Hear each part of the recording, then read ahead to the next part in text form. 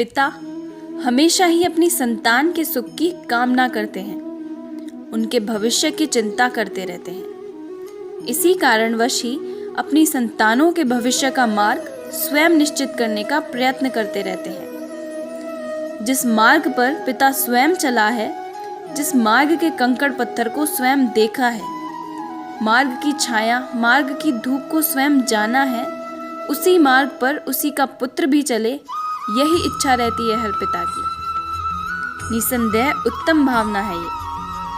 किंतु 3 प्रश्नों के ऊपर विचार करना हम भूल ही जाते हैं। कौन से 3 प्रश्न?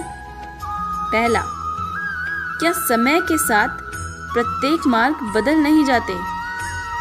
क्या समय हमेशा ही नई चुनौतियों को लेकर नहीं आता?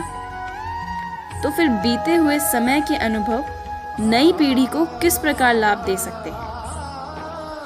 दूसरा, क्या प्रत्येक संतान अपने माता पिता की छवि होता है?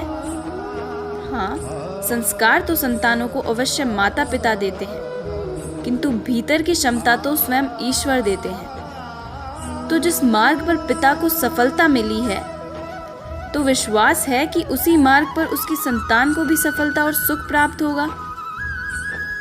तीसरा, क्या जीवन का संघर्ष और चुनौतियां लाभकारी नहीं होती?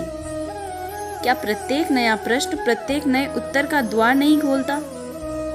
तो फिर संतानों को नई नई चुनौतियों और नए नए प्रश्नों से दूर रखना, ये उनके लिए लाभ करना कहलाएगा या हानि पहुंचाना? अर्थात जिस प्रकार मनुष्य के भविष्य का मार्ग का निर्माण करना श्रेष्ठ है, वैसे ही संतानों के जीवन का मार्ग निश्चित करने के बदले उन्हें नए संघर्षों के साथ जूझने के लिए मनोबल और ज्ञान देना अधिक लाभदायक नहीं होगा? स्वयं विचार कीजिए।